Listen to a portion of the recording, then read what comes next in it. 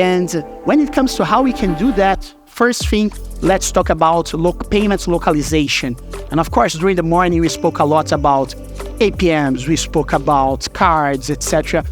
And tons of focus on the B2C side, but the difference there's no difference on the B2B from that standpoint. Like, you need to start to localize. And when you start to localize, you need to see like, okay, it's not just a matter of like a payment method.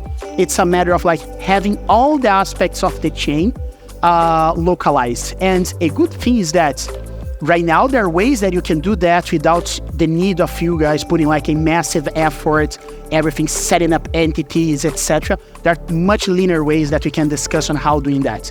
But first thing here, when it comes to B2B payments, APMs. So definitely for all markets, you must have like a very strong dominant APM there.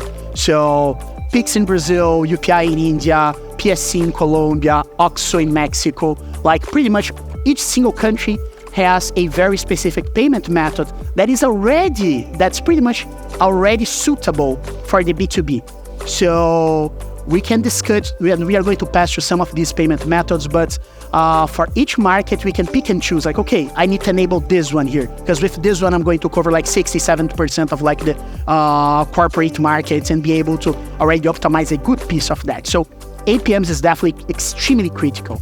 And when it comes to APMs, here's just a sample of our current merchant base on which APMs they are using. So a good piece of them are definitely using Pix. And of course, we all talk a lot about, we're going to have a session about Pix later on today.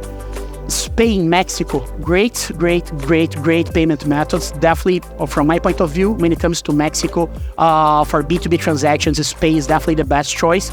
It has like real-time payments, low cost, extremely stable. So it's what we are seeing also here, the merchants choosing. And a big piece here on bank transfer.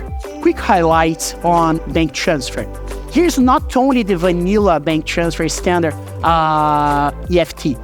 We are talking about some specific bank payment methods that are almost similar as bank transfer, such as in Argentina we have DEBIN, which is almost like an account, a debit in an account. That is super similar to a bank transfer. And what we saw in Argentina as a result of implementing in this method, it's crazy in terms of user acceptance, in terms of conversion rates, cost, speed. And we are going to talk a little bit about Argentina later on, but I would like just to double click on like all these payment methods. And of course, here we have like 2% share on cards.